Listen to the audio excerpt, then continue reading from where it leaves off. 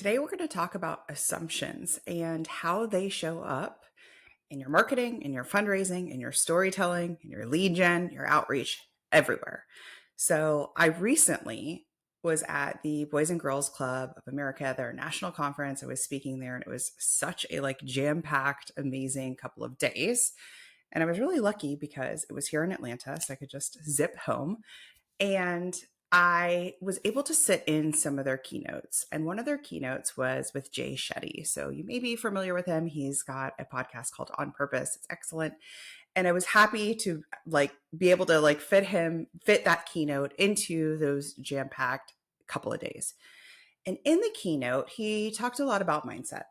And he talked a lot about mindset to CEOs, executive directors, programs, fundraisers, marketers, all the people that help the different clubs across the United States operate, right?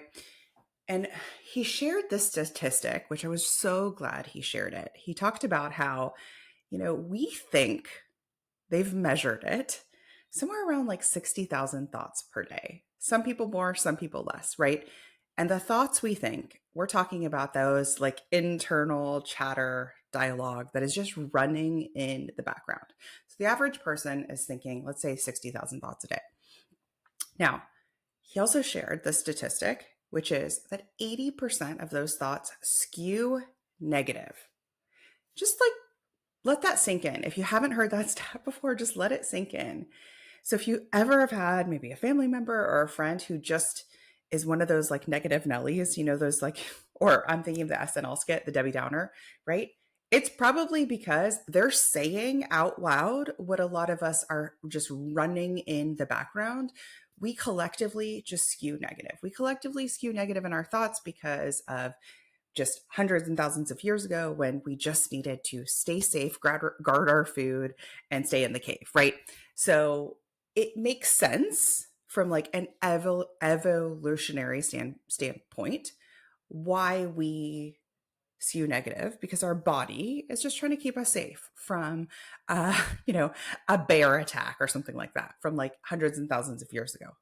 And all of those negative thoughts that we keep running in the background are often not helpful at all and inform our enjoyment of our satisfaction in our life. So if you don't catch and if you're not aware that this is really happening to you, you may feel like times are tougher than ever, that you really aren't enjoying your job. You're really, you may feel very, very stressed when in fact it's just that chatter. You also may, as you start to become more aware of this, watch who you're around, right? It's kind of like the idea of yawning. I remember when I was in chorus, I don't know, in elementary school, and we were getting ready for a performance. And I remember our chorus teacher was very serious. She was like, "No one yawn. Yawning is contagious." Which even just me saying that word right now, I can actually feel the sensation that I kind of want to yawn, right? What she meant was if one person yawns, it's going to be like a domino effect, right? Our body will be like, "Ooh, I'm kind of tired too. Ooh, I'm going to yawn too." And suddenly you've got a bunch of 10-year-olds yawning on the choir risers, right? So you have to watch your thoughts and watch who you're around. So if you're around that negative Nelly, that Debbie Downer, you may choose to maybe opt out of that conversation more than you would, because it can feel heavy on you. Okay.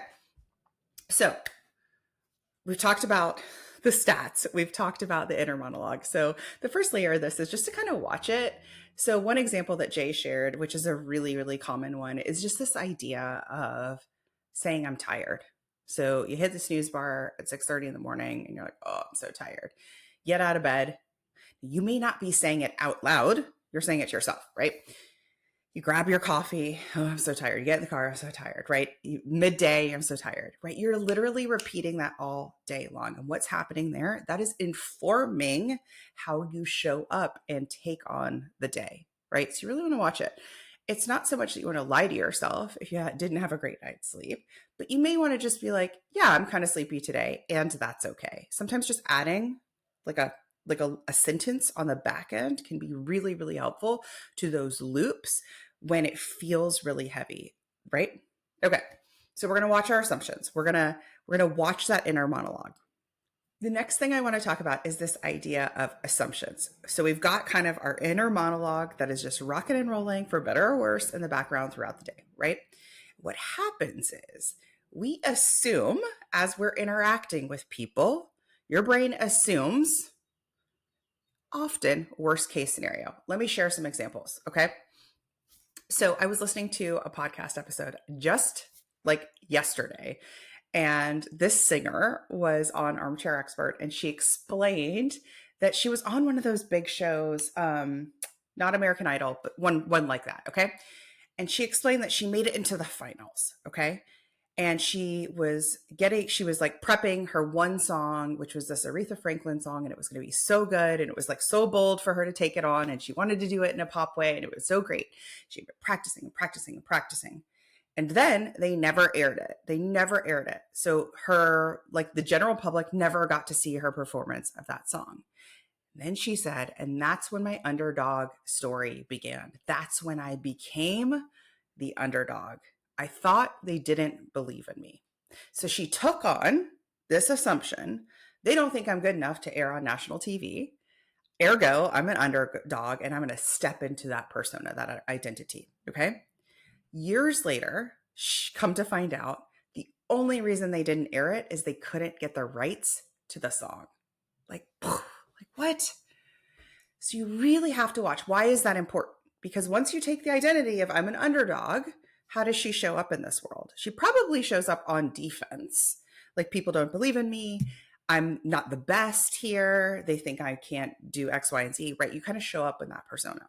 Okay. Really, really important. So you want to ask yourself, where am I assuming? Where am I coming up and like filling in the blanks of a story that I actually don't know the answer to? I'll give you some hints. This may be showing up in donor outreach. This may be showing up in upgrading donors. This may be showing up asking for a warm intro and booking meetings, building a social street team of ambassadors and influencers. Maybe somebody hasn't responded to you, or lots of people haven't responded to you, or things didn't go as you hoped they would go, right? So you want to just go, what are the facts and what am I just filling in? Now, several months ago, I was texting a friend of mine, and her daughter in the middle of the school year had changed schools, okay? And so they had gotten acceptance to another school, and they decided, you know what, we don't want to wait, we're going to change schools. So I texted her, and it had been a few weeks, and I said, how is it going? How is the school? She's like, you know what, it's going really well. Her daughter's made new friends. It's awesome. So far, so good. She said, so we're texting, and I'm like, I'm so glad to hear it. I feel very relieved. And then she said, everyone there, all the parents are really nice. They're a lot. She said they're all really, really friendly, kind of like a church community.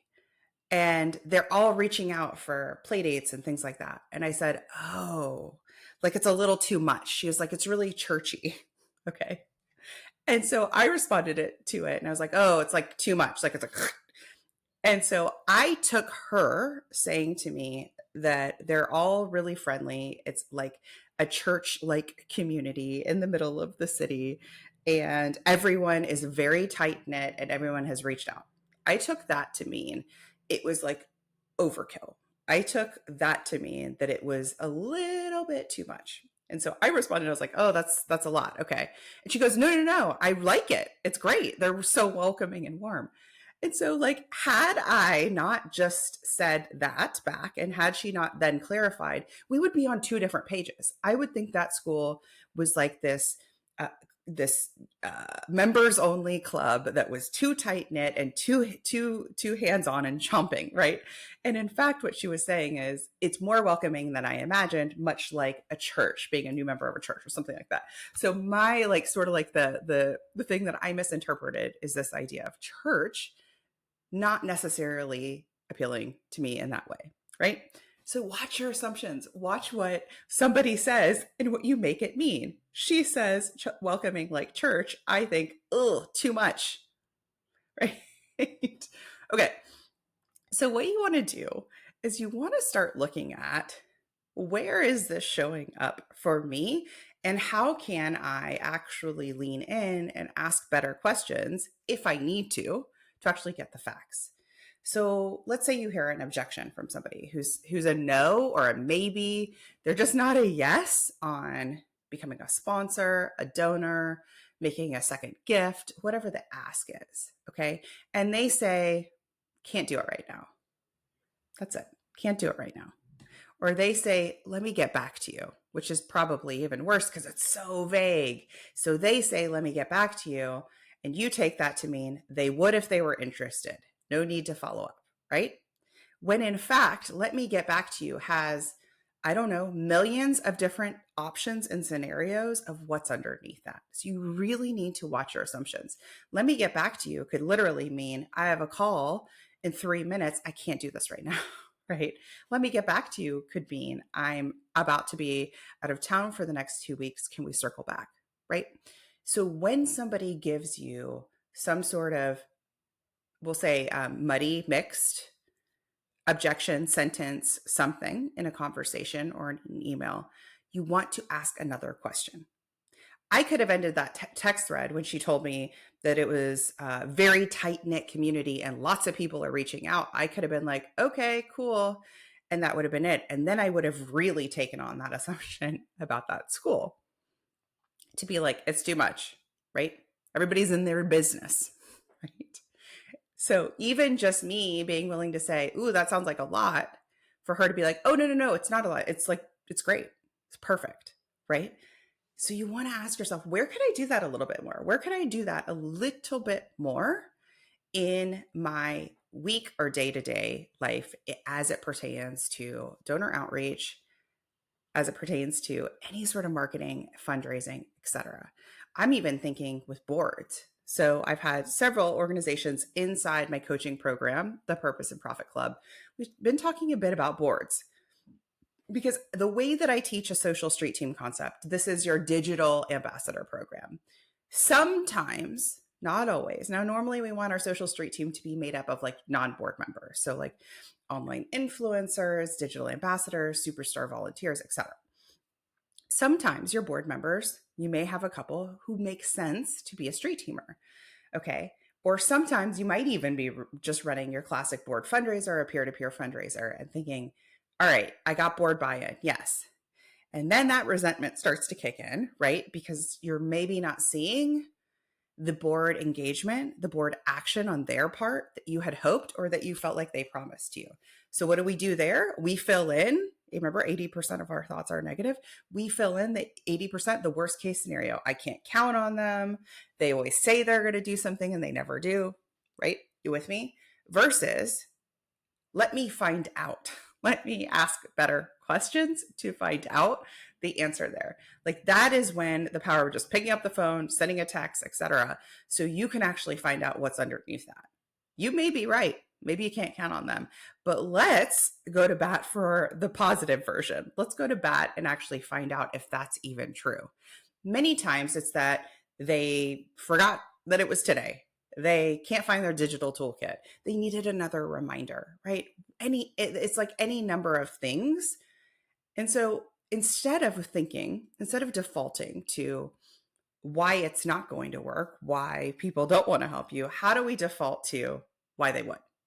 Now, from here, what can you do? A couple of things. One would be if you have 10 minutes to write down some of your beliefs about your donors, about fundraising, about marketing, about storytelling, about growing your organization, whatever kind of feels the most resonant for you, write down those beliefs, especially the ones that are just super negative. Put them out, write them out on paper just so you can see them. And often I find too, just writing them out on paper helps to release them. So you can do that. And then from there, I want you to think about just one person who falls on the positive side. So let's say you're thinking about your major donors and you're like, I've already tried, they're tapped out, I can't even get them on the phone, whatever your beliefs are about major donors and fundraising. Write them all out. And then I want you to think of that one. You know that one. You know that one you can rely on, that one who just wholeheartedly believes in your organization, that one who has been around for the last decade, that one who, when you call, they answer. I want you to think about her.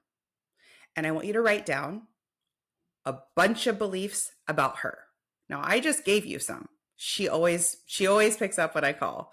I know I can count on her. I know she wholeheartedly believes in our organization, our cause. I know she wants to see more people served, impacted, etc. Like whatever it is. So write down all of your good, juicy, warm thoughts about her on the other side. Now, you can do this for a major donor. You can do this for a board member if that's feeling a little sticky for you. You can do this for your social street team. So when you're thinking, when you're in that like swirl where it just feels super hard and heavy or negative, watch this, like go through that process and then move over to the ones and the people you know you can count on and really sit in that space. Really think about the people who, those volunteers, those champions, those advocates who are there for you. Maybe it's a staffer, right? Who believe in your cause wholeheartedly, and think about your thoughts and write down your thoughts about them. Because when you start to take them on, one of the things that we talk about in the podcast is thoughts you want to think on purpose, right? Because when you start to believe people want to help, there are plenty of people who want to support our cause. There are so many people who are passionate advocates for our cause. I just haven't found them yet. Because if I can find one, and I know everybody here has one, you can find 100. Okay. So you want to start thinking about those beliefs instead and really practicing them. You might leave them in the notes, like a memo app on your phone. You might write it out. You might look at it as an affirmation or an affirmation, right? So if you're feeling heavy, like for example, everybody, it just feels like I've done everything I can. This isn't working. And affirmation, the way that Karenna from Hello Inner Light, she was on the podcast earlier, maybe we would kind of bridge that with, what if I haven't reached out to everybody yet? What if there's one more person who's on our email list and I'm one email away from that donation? What if people want to hear from us more? When I was presenting at the conference, we talked a lot about email marketing.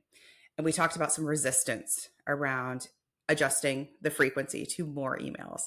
And, it's really, really can be really hard when you have a couple of stakeholders like board members or staffers who feel very nervous about emailing more. And even from that, like you as the person who is writing the emails or the director of comms or whatever the role is, have to be the person who's like, this is what we're doing. You have to come from confidence and not wait for everybody else to go, we agree, we agree, we agree, we agree.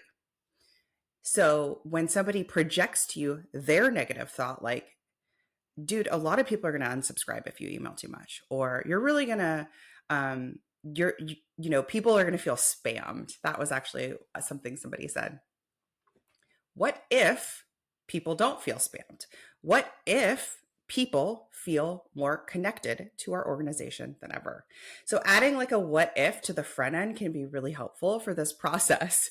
So for my friend with the text message, when we're like going back and forth, totally misunderstanding each other about the connection she was feeling to the new school, it's like, oh, what if a very engaged, high touch community is a good thing? What if lots of text messages are really warm and welcoming to a new parent, right? Not overwhelming. So that helps us see the other side. And if you can start to see the other side and start to really shift your beliefs instead of the same kind of default, like we talked about in the beginning, which skew negative, and shift your beliefs to at least kind of one for one. So when you have that kind of negative chatter, I'm tired, what if I can make it through today? What if I'll just go to bed earlier tonight? I find that whole thing lightens it. So try that. Watch your thoughts. Watch where for you it shows up. It may show up when it's fundraising. It may show up when it's at the beginning of the day and that overwhelm kicks in. I know that I've had that happen to me before where it's just like, oh my gosh, I have so much to do today. And then I have become the hero of my own story. And I say, what if I just get it all done? What if I just do?